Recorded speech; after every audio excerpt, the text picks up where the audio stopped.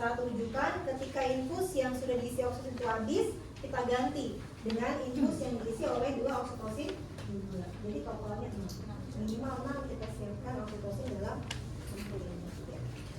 Oke, selain oksitosin kita juga menyiapkan anestesi.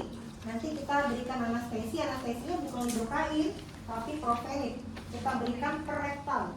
Ya, jadi ketika sebelum tangan kita masuk mengambil plasenta, maka terlebih dahulu kita berikan anestesi profenik untuk per rektal.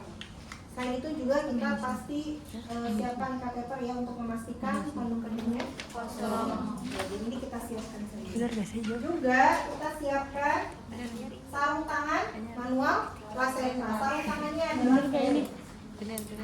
Tapi nggak kelihatan. Kan ya benar. Tadi lagi. Coba Nat, licin nggak? Licin nggak? Udah Nat. Nat coba di sebelah situ Nat. Itu ya. Jadi di persiapan alatnya nggak ada sarung tangan manual ya. Tambahin oleh kamu sarung tangan manual.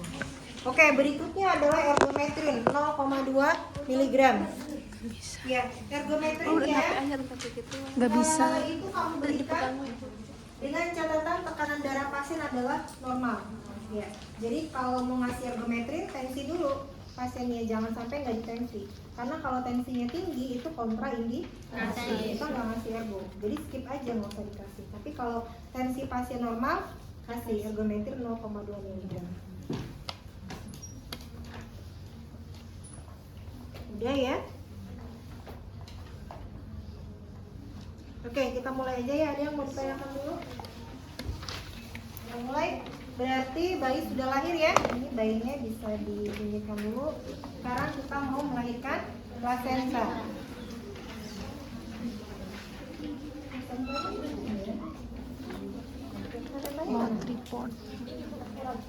Oh iya. Ya, ini bayi sudah lahir ya. Kita akan melahirkan plasenta. Berarti kan ini ada frame ya. Ada frame-nya.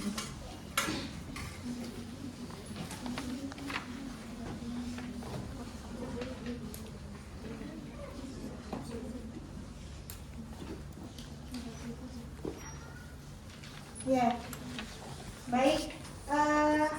Jadi kita siapkan juga ini kantongnya ya. Misalnya juga bisa kesini. Ya, kita mulai ya. Jadi pertama kita akan melakukan pertolongan plasenta ya, melahirkan plasenta. Seperti biasa kita PTT ya. PTT-nya tangan kanan melakukan penegangan tali pusat terkendali, tangan kirinya dorsokranial. Tangan kanan dan tangan kiri sama kuatnya. Ya, jadi nggak boleh tangan kanan lebih kuat, tangan kirinya tidak kuat. Apa yang terjadi kalau salah satu kuat, ini tangan kanan yang kuat, apa yang terjadi? Putus. Ya, tali pusat ininya putus. Plasentanya di dalam bagian maternalnya, talinya udah keluar gara-gara kita kekencengan nariknya. Atau juga terbalik, yang kenceng adalah bagian dorsokranialnya terlalu kenceng, neken banget gitu, nahan, ininya santai. Ya, apa yang terjadi? Ya nggak lahir dong, ya kan? Mau sampai kapan juga gini terus, gimana mau lahir ya kan? Jadi jangan ragu-ragu ya kalau mau nolong melahirkan plasenta, ya santai, pasti ya, tapi kanan dan kiri sama kuatnya. Ya, tegangkan kiri menahan ya. Ternyata 15 menit tidak lahir. Kita suntik oksitosin kedua. Oke, suntik ya oksitosin kedua. Suntik ya Bu ya. Oke. Kemudian kita coba lagi ya. Kita coba lagi.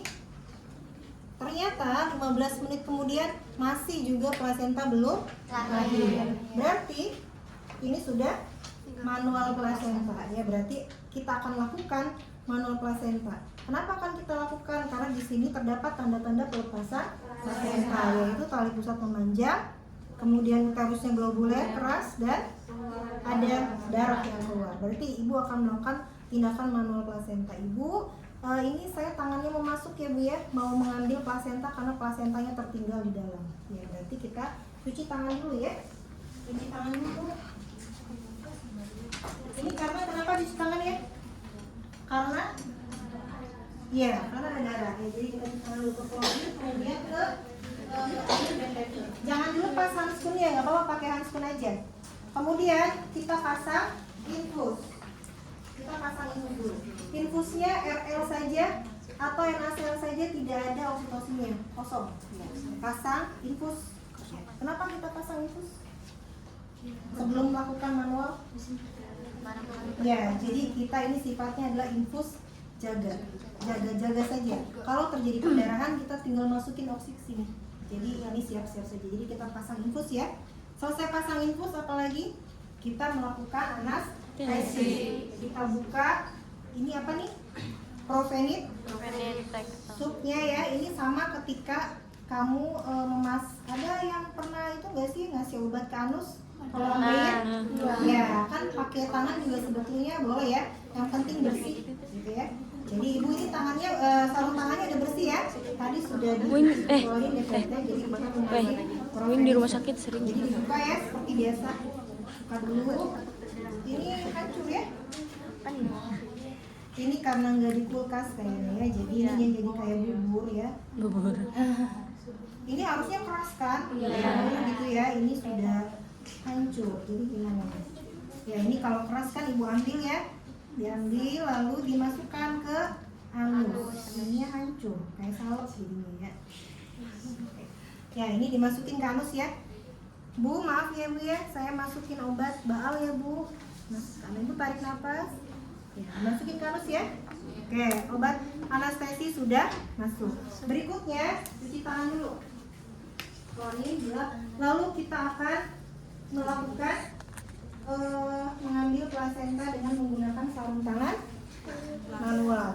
Sarung tangannya yang kita pakai nggak usah dicopot, nggak apa-apa, double aja. Ya, jadi kita double. Kita tidak membereskan handphone karena handphone yang ini adalah steril ya, jadi nggak boleh kena. Pastikan kandung kemih kosong. Setelah itu tangan kiri memegang apa nih, klem ya, tangan kanan masuk secara obstetrik ya. Bu maaf ya bu ya, tarik nafas ya, bismillahirrahmanirrahim ya. Lalu tangan kita masuk ke dalam, tangan kiri pindah ke bagian fundus ya. Tangan kiri difundus. Kenapa ya tangan kiri difundus? Apa maksudnya? Apa maksudnya? Menahan? Hah? Menahan apa? Menahan lapar. Menahan supaya tidak terjadi ruptur. Kan nanti tangan kita mau gini kan? Mau menyusuri si plasenta. Ya. Ini boleh diambil. Ya. Kan tangan kita mau seperti ini nih, masuk ke dalam ya. Nah, ini kan kuat ya. Tangan kita tuh nanti mau. Sekarang bayangkan kalau hanya satu saja.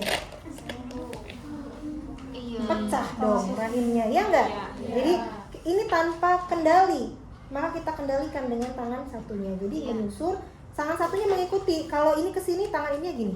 Ini ke sini karena supaya enggak ruptur. Iya, kalau ini enggak ada yang bayang. Ya, jadi kita takutnya semangat 45 ya. Bro ya ke sana. Jadi ditahanlah pakai tangan ini.